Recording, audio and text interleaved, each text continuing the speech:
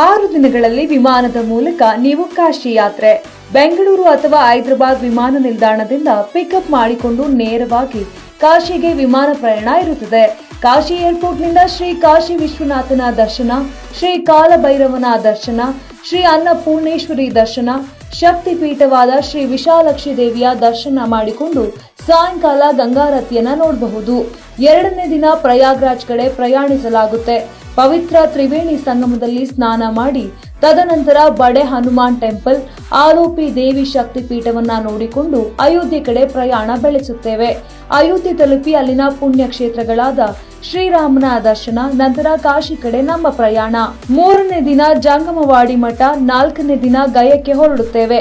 ಗಯದಲ್ಲಿನ ಶ್ರೀ ವಿಷ್ಣುಪಾದ ದರ್ಶನ, ಮಂಗಳ ಗೌರಿ ಶಕ್ತಿ ಪೀಠ, ತದನಂತರ ಬೋಧಕಯಕ್ಕೆ ಬಂದು ಅಲ್ಲಿನ ವಿವಿಧ ಪ್ರೇಕ್ಷಣೀಯ ಸ್ಥಳಗಳಾದ ಬೋಧಿ ವೃಕ್ಷ ಹಾಗೂ ವಿವಿಧ ಬುದ್ಧ ದೇವಸ್ಥಾನಗಳನ್ನ ನೋಡಿಕೊಂಡು ಸಾಯಂಕಾಲದ ಹೊತ್ತಿಗೆ ಕಾಶಿಗೆ ಮರಳಬಹುದು.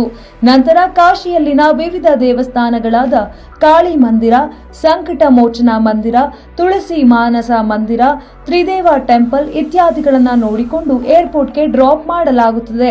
ಈ ಪ್ಯಾಕೇಜ್ನ ಒಟ್ಟು ಮೊತ್ತ ಒಬ್ಬರಿಗೆ ಕೇವಲ 35,999. ಕರ್ನಾಟಕದಿಂದ ಕಾಶಿ ಯಾತ್ರೆ ಮಾಡುವ ಯಾತ್ರಿಕರಿಗೆ ಸರ್ಕಾರದ ವತಿಯಿಂದ 5,000 ರೂಪಾಯಿಗಳು ಸಬ್ಸಿಡಿ ದೊರೆಯುತ್ತದೆ.